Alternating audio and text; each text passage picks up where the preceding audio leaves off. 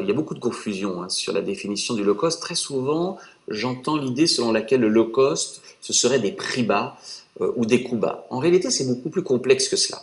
Ce n'est pas parce que vous vendez bon marché que vous êtes low cost. Par exemple, si vous faites une promotion sur un produit, par définition, le produit sera à bas prix, il n'en sera pas pour autant low cost. Deuxième cas, vous décidez de produire en Chine le même produit que vous produisiez auparavant en France. Bien entendu, les coûts de production vont baisser. Pour autant, vous n'êtes toujours pas low cost. Alors, qu'est-ce que le low cost? Le low cost, ça consiste à prendre un produit complexe, riche, et à le dépouiller de tous ses accessoires, de toutes ses options, pour en faire un produit extrêmement basique, extrêmement simple. Prenons le cas d'un billet d'avion. Un billet d'avion, c'est un produit très complexe, dans lequel vous avez le droit d'avoir un café pendant le vol, un journal, le droit de prendre une correspondance et de nombreuses autres options.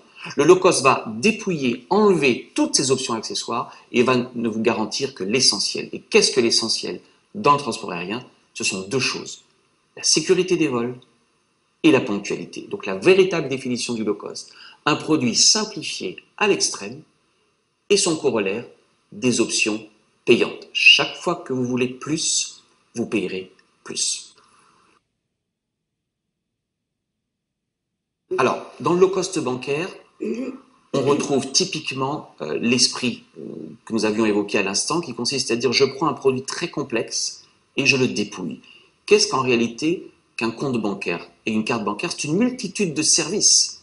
C'est le droit d'emprunter, le droit d'épargner, le droit d'avoir un découvert, le droit d'avoir une relation physique avec un conseiller, le fait qu'il y ait des agences matériellement présentes dans toutes les villes. Eh bien, le low cost va partir de ce produit très complexe, très riche, et va le dépouiller pour n'en retenir que l'essentiel. Or, qu'est-ce que l'essentiel? C'est le fait d'avoir un compte sur lequel on peut retirer et déposer de l'argent. Mais à partir de cette définition commune du low cost, qui en est l'essence, on va avoir deux types de modèles complètement différents. Un modèle, je dirais plutôt d'entrée de gamme, très récent, et un modèle plutôt haut de gamme qui consiste à dire je vais vous faire payer la carte bleue 0 €, mais avec cela, vous n'avez que le droit d'avoir un accès en ligne. Si vous voulez des services supplémentaires, beaucoup plus riches, une relation client, alors il faudra payer pour des options qui sont en réalité incluses normalement dans le prix d'une carte bleue.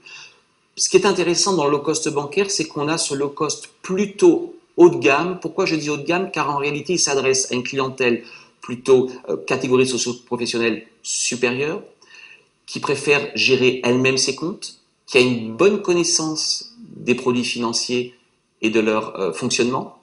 C'est une clientèle qui aspire à l'autonomie, qui est souvent une clientèle plutôt urbaine, plutôt jeune, et qui a complètement confiance dans le fait que la banque soit 100% en ligne. Donc c'est assez intéressant puisqu'on a typiquement un low cost qui s'adresse plutôt à une clientèle qui n'est pas d'abord dans le besoin. N'oublions pas d'ailleurs que ces banques en ligne ont des exigences très souvent en termes de domiciliation de revenus et de niveau de revenus. Tout le monde ne peut pas avoir accès à ces banques en ligne.